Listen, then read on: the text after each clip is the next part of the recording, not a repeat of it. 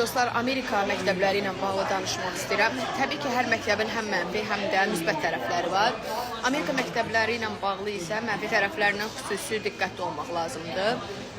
Məsələn, biz ilk başlarda bura gələndə məktəbdən gələn e-maillara o qədər diqqət yetirmirdim. Yəni, düşünürdüm, ya kampaniyalar olacaq, ya müəllimlərlə bağlı nəsə olacaq, ya xüsusi bayramlarla bağlı nəsə e-mail olacaq.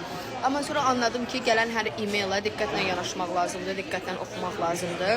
Məsələn, artıq dünəndən başlayaraq bir-birinin ardınca məktublar gəlir, e-maillər alırıq.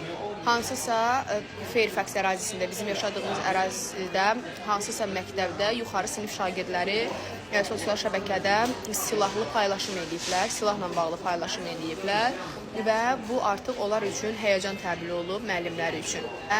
Polisə xəbər verilib və polis də araşdırmağa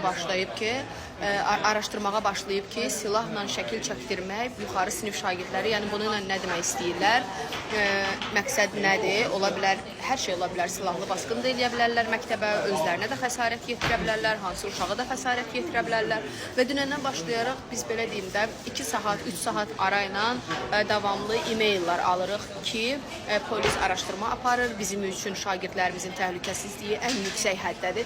Təbii ki, bu e-mailləri almaq həm yaxşıdır, həm də bir tərəfdən insan həyəcanlanır ki, təbii ki, məsələnin əslini bilmirsən nədir. Amma yəni, əgər uşağınız Amerika məktəblərində oxuyursa, bütün bu hallara hazır olmaq lazımdır, nə qədər də hazır olunmaq olursa. Yəni, belə hallar Amerika məktəblərində tez-tez baş verir.